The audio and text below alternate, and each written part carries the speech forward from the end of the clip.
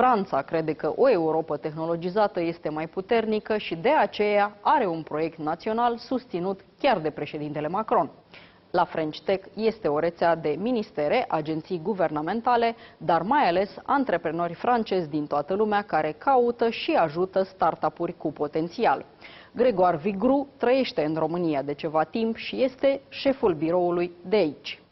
Aflăm de la el de ce trebuie să avem o părere mai bună despre noi ca națiune, nu doar pentru ideile de startup, ci și pentru un cumul de calități pe care un străin le percepe diferit. Sunt Cristina Cileacu, începe Pașaport diplomatic.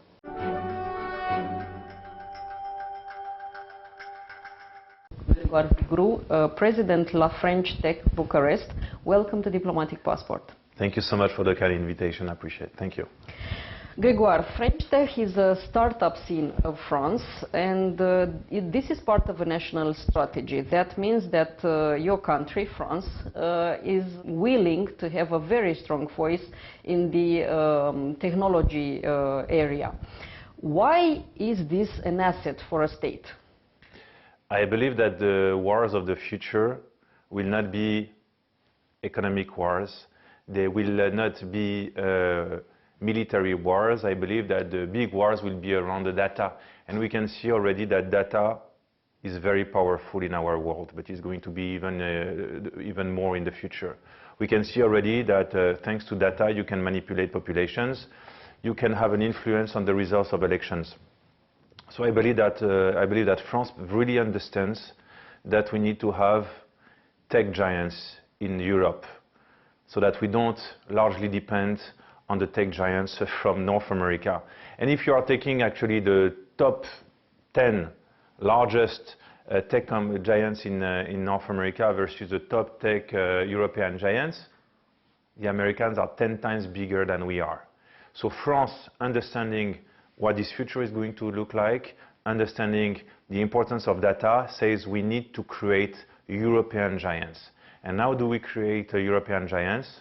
Is by having some initiatives, including La French Tech, which I'm going to talk to you about, and partnering with other European Union member states to become a continent of technology with very, very big players. Well, President Macron is one supporter of this French tech, and as you said, it's part of a bigger plan of having independence in terms of Europe being stronger in technology. How does it work? Because you are now running the office in Bucharest. Yes.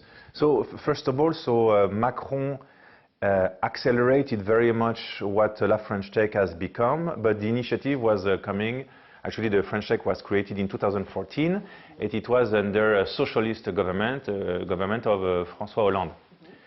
The idea at the beginning was just to have a label saying, okay, we have this brand La French Tech, and we are going to empower. We are going to give additional credibility to the top cities in France where we see tech startups emerging, right? So it's just started like this, as really local, since we had La French Tech Paris, Marseille, Lyon, Bordeaux, etc. But then, when Macron came into power, he said, like, La French Tech is great. It's a powerful brand. It's really something on which we need to capitalize, and we need to do even more. So what he came with, as an idea, is to say, okay, we have lots of French people outside of France. Actually, you have millions of French people outside of France, including some entrepreneurs like me, like many others. Say, why don't we launch chapters of La French Tech all across the world? And now we have 100 La French Tech chapters all across the world, on all continents. In the region, we have Sofia, we have Belgrade, we had Kyiv, we have Bucharest. And our role is to really be a bridge, an accelerator between the ecosystem in which we are and France. So my role, myself and my team, is to enable, to encourage and to support French startup companies willing to do business in Romania and Romanian startup companies willing to do business in France. And when they talk to me or to my board, or when they come to our events, they talk to fellow entrepreneurs. They don't talk to consulting company, they don't talk to embassies, they talk to other entrepreneurs. So this is why we've been so powerful, and this is why we bring a certain value. So to make it simple, first-hand experience. Yes, we belong to the same world, the world of entrepreneurship. We speak the same language. We have the same challenges. Most of the time, it's French startup companies coming to me and say, "Look, Greg, I'm looking for clients here because I'm interested in the Romanian market." Or, you know, sometimes I'm looking for a lawyer, a recruitment agency, whatever. I say, like, these are the companies I work with, talk to them. Or I want to mingle, I want to meet this type of people. So we invite them to our events. So it's very strange because I'm not a state employee, I'm an entrepreneur myself. I do this as a volunteer. We are only volunteers. We have an association. La French Tech in Romania is an association. We depend from the French Ministry of Economy and Finance, but we don't really have a reporting line. So we have a certain level of liberty, I mean, full freedom actually on what we do. We just from time to time need to tell to Paris, okay, this is what we've done. These are the French companies we've seen interested in the Romanian market. These Romanian companies interested in France. These are the events that we want to run, and we have their support. Sometimes we can even have a financing if we do some events where we let France shine and we invite French companies to meet with their Romanian counterparts. But it's very interesting, right? So it's mid-public, mid-entrepreneurial, and so it's a very, very interesting thing, and it has no equivalent in the entire world. We decide on the events that we are going to do. We invited 600 people at the French embassy. We had la crème de la crème of the Romanian entrepreneurs in tech. We had la crème de la crème of the VCs, business angels from Romania, top corporations from Romania. We also had 10 people who came to France, mostly tech entrepreneurs. We had government officials, ministers, secretaries of state, journalists. So we really want to make these events where people can mingle and can find the opportunities to find new business partners, new suppliers. This is basically what we stand for. France is one of the countries that use the term startup nation Yes. because other countries in the world use it as well. How do you see Romania from this point of view? Because you live in Romania and work in Romania for many years now. So a few years ago in Romania there was no venture capitalist, there was no business angel, and there was no big symbol, there was no big company that could be appealing for people who dream of becoming entrepreneurs. But things have changed very fast. Like always, Romania may be late on some topics, but the ability of Romanians, because they are flexible people, very adaptable people, to catch up and to catch up fast has been proven extremely successful. Frankly, I believe in the power of symbols, and let's take one symbol, which is UiPath, if I'm allowed to quote the name of that company. Frankly, a unicorn. Yeah, a Romanian company, at one point the valuation was $40 billion, now it's down because of the magic of stock exchange. But anyway, lots of Romanians who would not embrace an entrepreneurial life a few years ago, now I said, look, if there is this guy, Daniel Dines, who managed from a small Bucharest apartment 10 years ago to create a company that is now listed in the Nasdaq stock exchange, that is so valued at such a big valuation, why not me? So I believe in the power of symbols, and there is UiPath, but there are many other successful Romanian companies. And now, young, talented, educated, multilingual Romanians who used to embrace a corporate life before, they said, you know what? I'm not necessarily going to embrace a corporate life. I'm going to try entrepreneurship. And that is creating a new generation of people, and it's a very beautiful and amazing opportunity for Romania.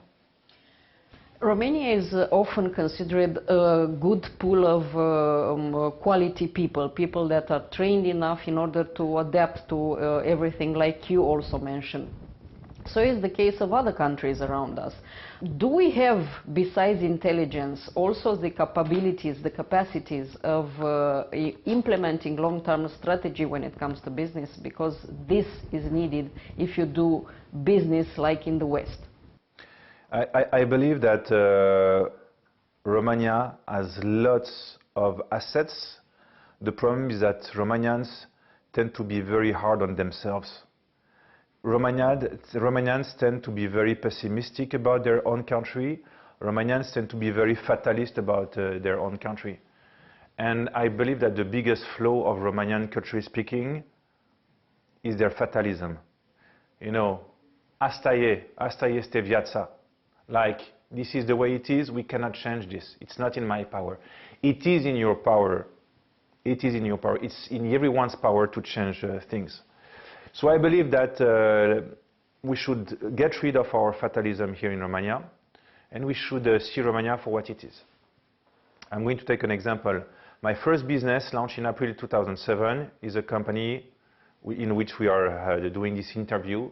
We have 3,000 employees in this. It's my biggest baby. 3,000 employees, created since 2007, as I said. Why did I launch this company, which is a multilingual outsourcing business? Because at that time, because I'm a very simple guy in business. I'm not a genius, I'm a very simple guy in business. What does Romania have to offer? I want to launch my first business. Why should it be? Let's start from the assets. Romanians speak very well foreign languages. It was a striking conclusion that I had already at that time. So why shouldn't we launch multilingual contact center services? And here, in this company, we serve clients in 20 languages. 20 languages. In the upper floors, we have hundreds of square meters of people speaking so many different languages. Smart people, adaptable, speaking foreign languages. Now the company has grown from 80 members at that time, 2007, to 3,000 now. And it's not only the multilingual capabilities, it's the fact that people are educated and very adaptable. And it's not only about the multilingual capabilities, it's also about the capability of Romanians to be very adaptable to the environment. This is due, of course, to historical reasons, cultural reasons. And I'm going to keep the example of the company in which we are today. When we started the business, we were very much of a startup-minded company. With all the cliches, we started in a garage. I mean, everything, it's true. We started as a startup company. And 10 years after we launched, our company was acquired by the big global company from Canada. And now the name of the company is the name of our Canadian mother company. We had to switch in a very short time from this French-run, very startup-minded company to a big global organization run by North Americans. Believe me, I thought like everybody's going to leave because we are changing the culture, we are changing the brand, we are changing the personality of the company. The good thing is that this company that I'm talking about is absolutely amazing. So it helped, but still, it was a different environment. And Romanians, they adapted, they could adapt it. Being French myself, I'm proud to be French, but I would say that in France it's very difficult when you're in a company to shift, etc. There is resistance. In Romania, there was no resistance. People embraced the new brand, people embraced the new company, the new personality, they embraced everything. So I have always been very much impressed by the capability of Romanians, not only to speak foreign languages, to answer your question, but also for being that adaptable. I get it that you're impressed by the Romanian people that work with you or work for you and so on, but how impressed are you as a businessman being part of this French tech, which is an institutional, let's say, umbrella of the French state, working with Romanian authorities, because at some point you need to be in contact with Romanian authorities? So it's a good question, and I think that I'm quite accomplished in business, but not entirely. And one of the reasons why I believe that I'm not entirely accomplished in business is that I don't have this connection with the state.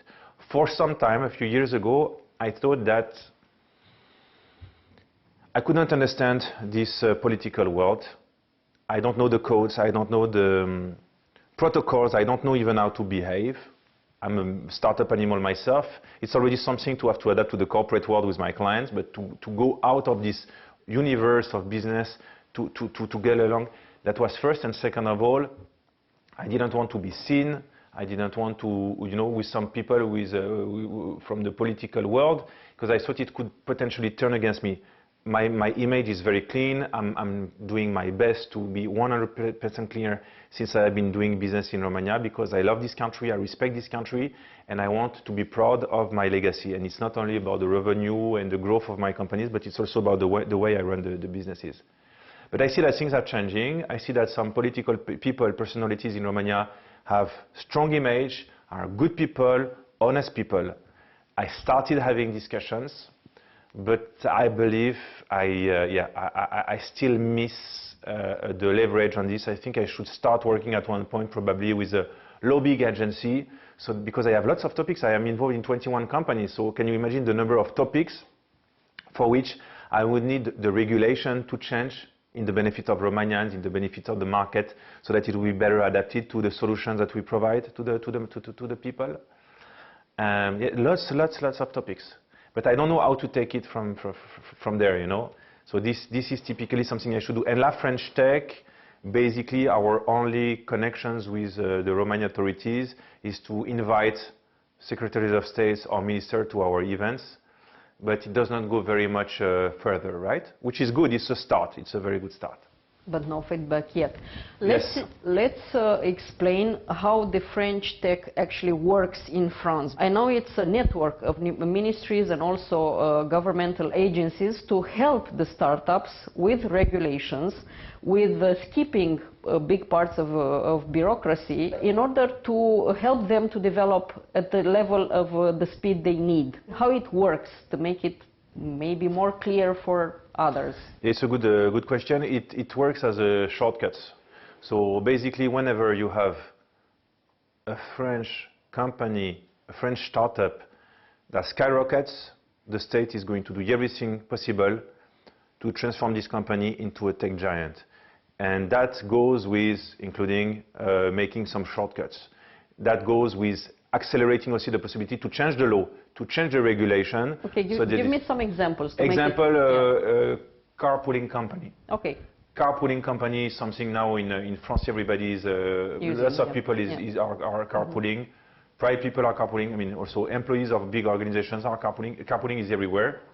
When these big French companies in carpooling appeared, there was nothing at the regulation level, at the French state level, to really encourage it, and even to, you know, how is it going to work for those carpooling companies, because it's going to be some people who are going to give some money to other people through an application, but there is the only company in between is an application. I mean, it raised lots of concerns. And the shortcut of France, and this is where the magic happens, is that they said, like, we want these companies to become unicorns, and to make these companies, let's change the law. So I think that this is one of the aspects. And the other aspect is also that the French state, whenever you raise money, if you're a French startup, the French state is going to put 50%, is going to match the money that you raise from private investors. So if you are a French startup, you raise 1 million euro, no matter where in France, the French state is going to give you an additional 1 million euro. Mm-hmm. And that, of course, gives wings to the French startups. It's incredible. So yeah, these kind of things that make it work. And this is why now we are nearly have 30 unicorns in France. So it's incredible. France becomes a tech country. It becomes significant in terms of innovation and technology.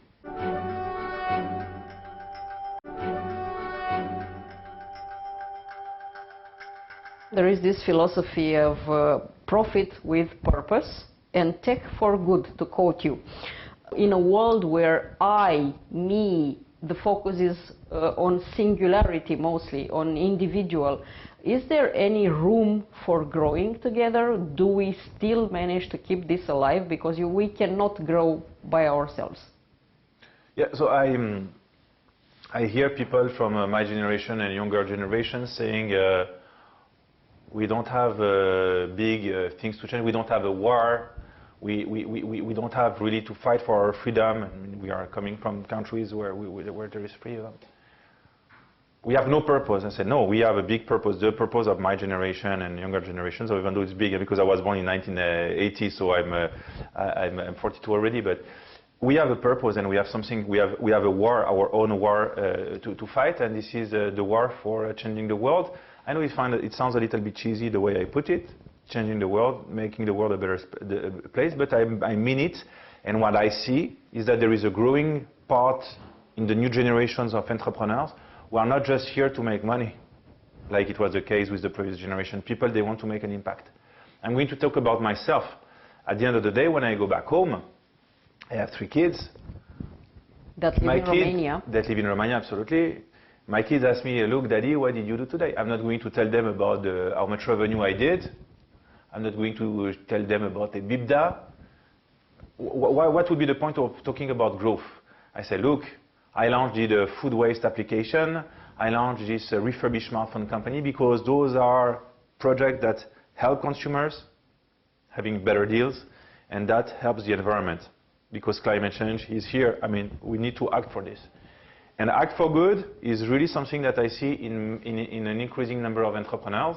I'm happy also to witness the fact that more and more investors, business angels, venture capitalists want to pour money into a startup with impact.